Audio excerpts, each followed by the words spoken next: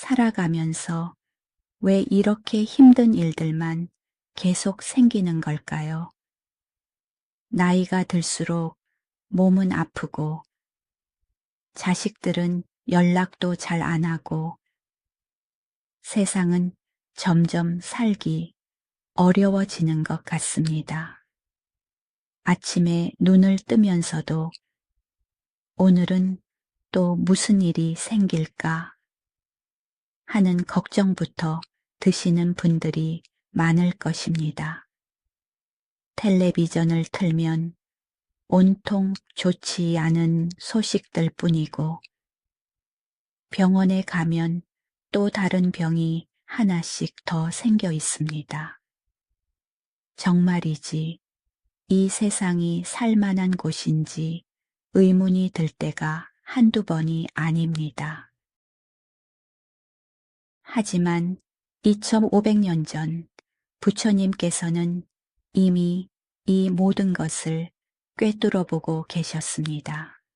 부처님은 우리가 살고 있는 이 세상을 불타는 집에 비유하셨습니다. 집 전체가 활활 타오르고 있는데 그 안에 있는 사람들은 정작 자신이 위험한 상황에 있다는 것을 깨닫지 못한 채 여전히 집 안에서 놀고 있다는 것입니다. 이것이 바로 우리 인간들의 모습이라고 하셨습니다. 고통스러운 현실 속에서도 그것이 고통인 줄 모르고 때로는 그 고통에 익숙해져서 살아가고 있다는 말씀입니다.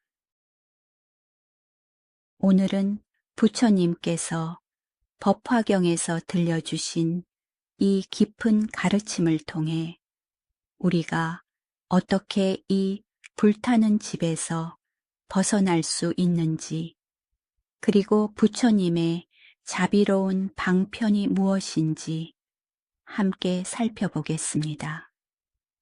이 이야기를 끝까지 들으시면 지금 겪고 계시는 어려움들이 사실은 우리를 더 큰 깨달음으로 이끄는 소중한 과정이었음을 이해하게 되실 것입니다. 부처님께서 말씀하신 불타는 삼계란 무엇일까요? 삼계는 우리가 윤회하며 살아가는 세 가지 세계를 말합니다. 욕계, 색계, 무색계가 바로 그것입니다.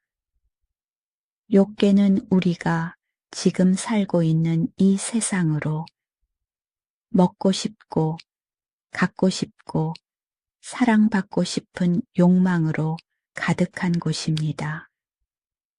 색계는 물질적 욕망은 벗어났지만 아직 형태에 집착하는 세계이고, 무색계는 형태조차 초월했지만 여전히 미묘한 집착이 남아있는 세계입니다. 부처님은 이 모든 세계가 고통의 불길에 휩싸여 있다고 보셨습니다.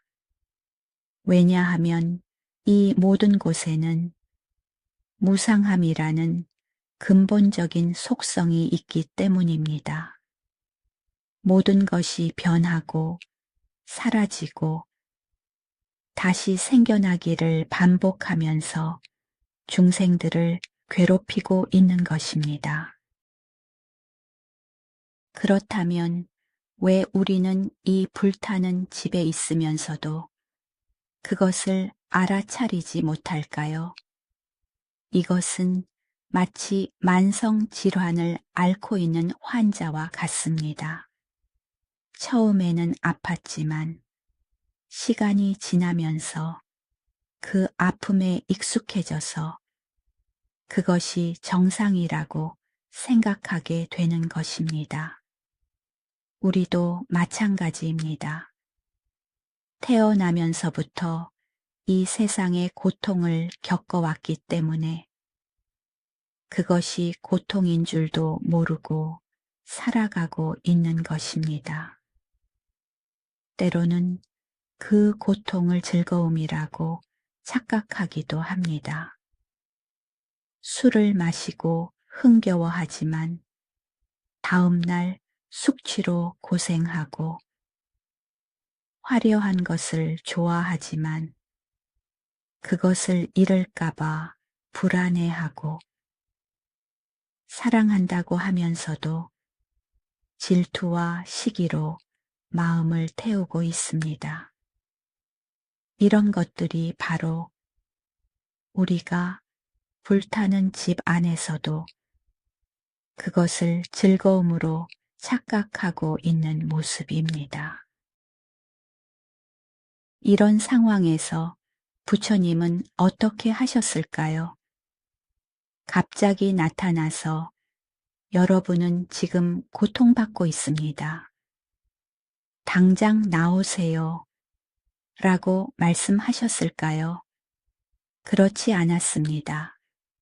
왜냐하면 그렇게 말하면 사람들이 믿지 않을 것이기 때문입니다.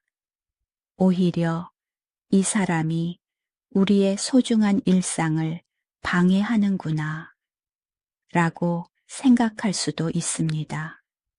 그래서 부처님은 방편을 사용하셨습니다.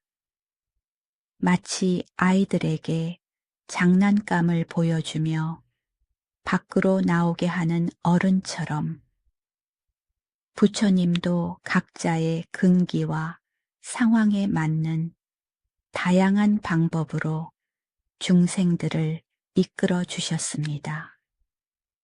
어떤 사람에게는 복을 짓는 방법을 알려주시고, 어떤 사람에게는 명상을 가르쳐 주시고, 또 어떤 사람에게는 자비행을 실천하게 하셨습니다.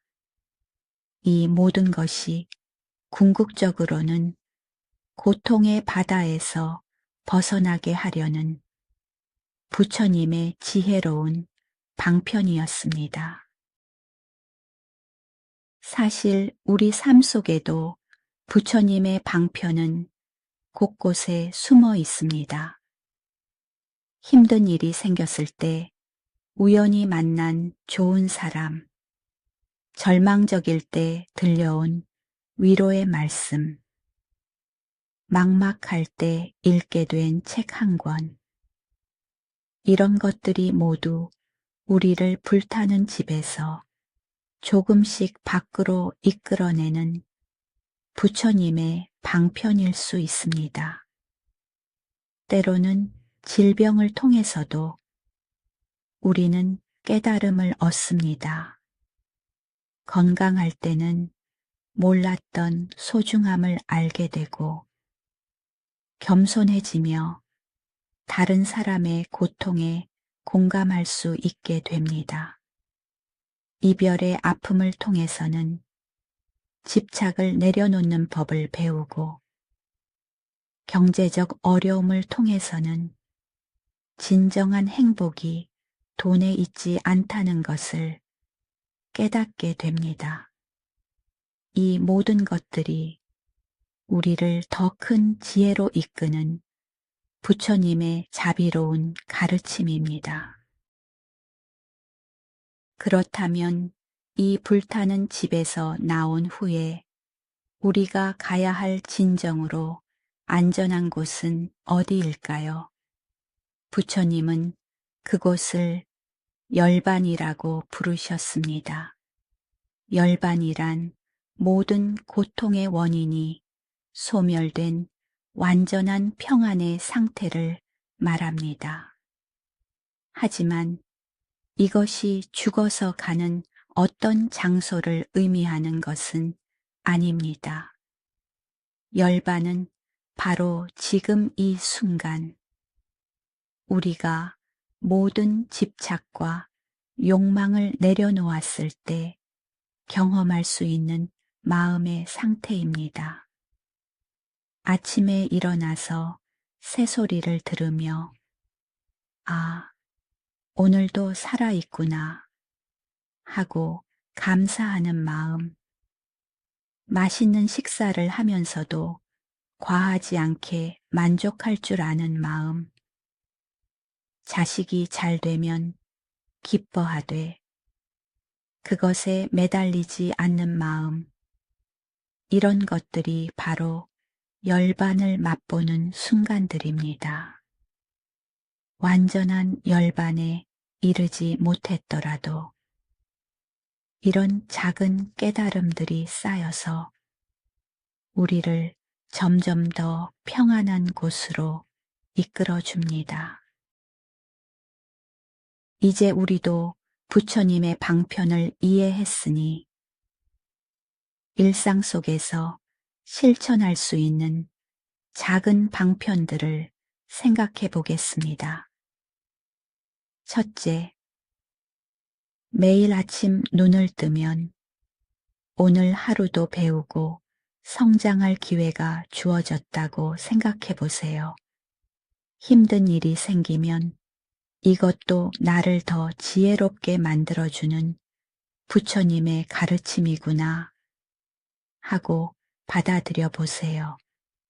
둘째, 다른 사람의 잘못이 눈에 띌 때마다 저 사람도 나처럼 고통받는 중생이구나 라고 자비심을 일으켜 보세요. 셋째, 무엇인가를 잃거나 얻을 때마다 이 모든 것은 무상하니 집착하지 말고 감사하게 받아들이자고 마음을 다잡아 보세요. 이런 작은 실천들이 우리를 불타는 집에서 조금씩 밖으로 이끌어내는 우리만의 방편이 될 것입니다.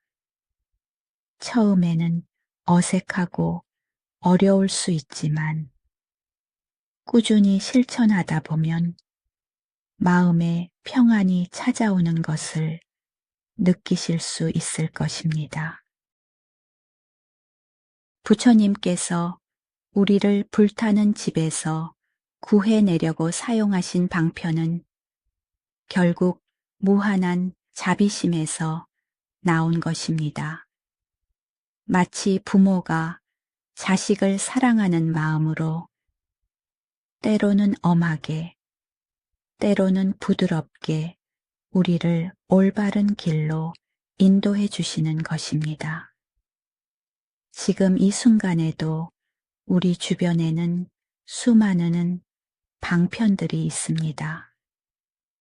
어려운 상황, 좋은 인연, 깨달음을 주는 말씀들이 모두 우리를 더 나은 곳으로 이끄는 부처님의 손길입니다. 이제 우리도 불타는 집에 있다는 것을 알았으니 두려워하지 마세요. 부처님의 방편을 믿고 따라가다 보면 언젠가는 반드시 진정한 평안을 찾을 수 있을 것입니다. 오늘 밤 잠자리에 들기 전에 하루 동안 우리에게 주어진 모든 경험들에 대해 감사하는 마음을 가져보세요. 그것이 바로 불타는 집에서 한 걸음씩 나오는 시작입니다. 부처님의 자비가 항상 여러분과 함께 하시기를 기원합니다.